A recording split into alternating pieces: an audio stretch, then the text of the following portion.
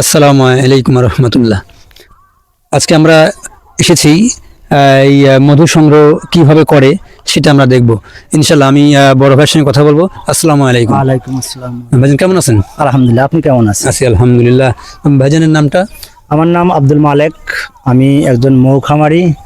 আমার বাসাটা ভাটবেড়া, উল্লাপাড়া, সিরাজগঞ্জ। আপনার এখানে যে এটা কতদিন যাবত করেছেন? আমি এখানে 12 তারিখে স্থাপন করছি। 12 তারিখ থেকে আজ পর্যন্ত, আজকে হলো আপনার 25 তারিখ। জি জি। ও আচ্ছা আচ্ছা। এই যে এগুলো কি এগুলা?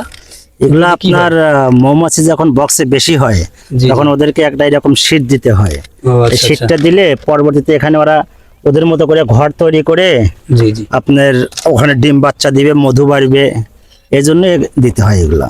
ও আচ্ছা আচ্ছা। তো আপনার এখানে মানে কদিন পর পর মধু উঠান? এটা প্রকৃত হয়তো আবহাওয়ার সাথে আমাদের হিসেব হয়। আবহাওয়া যদি ভালো থাকে তাহলে হয়তো 1 সপ্তাহ 10 দিন পর পর আমরা হয়তো কালেকশন করতে পারি। ও আচ্ছা এখন এই মুহূর্তে আবহাওয়ার অবস্থা ভালো না, তাই এখনো মানে দিন নির্দিষ্ট করা যাচ্ছে না। ও আচ্ছা আচ্ছা। ও আচ্ছা। আপনাদের এখানে আপনাদের লাভ কেমনটা হয় একটু সাধারণ একটা ধারণা? লাভ ওই একই, মানে ঘুরে ফিরে একই কথা, যেটা হলো মানে যে উৎপাদন যদি ভালো হয়, জি জি। বাজার রেটটা যদি ভালো থাকে, তাহলে হয়তো আমাদের সাংসারিক খরচটা চলে আর কি। যাক, আলহামদুলিল্লাহ। তো আপনাদের এখানে এই যে মধু, আপনার এখানে এই মধুগুলো কত করে বিক্রি করেন কেজি? এই মধুগুলা আমরা লোকালি কেজি হিসেবে আমরা 400 থেকে 500 টাকা, 450 টাকা এরকম বিক্রি করি। যাক আলহামদুলিল্লাহ, আপনাকে অনেক অনেক ধন্যবাদ। আমরা একটু আপনাকে ধন্যবাদ।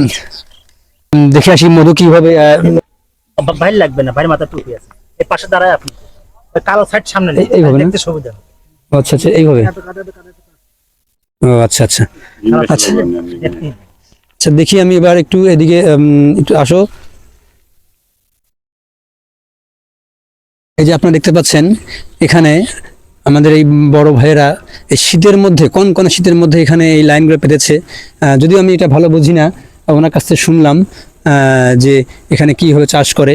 তো এবার আমরা দেখব এইখানে এসে,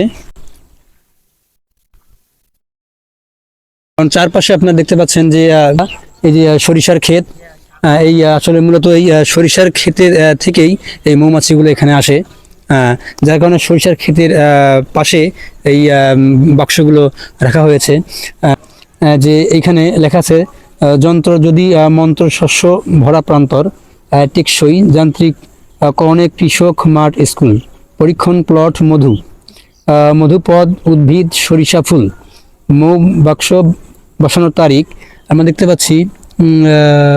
যারা দেখবেন অবশ্যই তাদের জন্য দোয়া করবেন, তারা যেন এখান থেকে লাভবান হতে পারে। কারণ যে কষ্টটা করছে তাতে আমার মনে হয় যে আল্লাহ পাক অবশ্যই মুখ তুলে তাকাবেন। অবশ্যই আমাদের এই ভাইয়ের কাছে আসবেন, মধু সংগ্রহ করবেন। সবাই ভালো থাকবেন, সুস্থ থাকবেন। আবার বড় ভাইয়ের কাছে আবার আমরা শেষ সময় আবার আসবো। আসসালামু আলাইকুম রহমতুল্লাহি ওয়া বারাকাতুহু।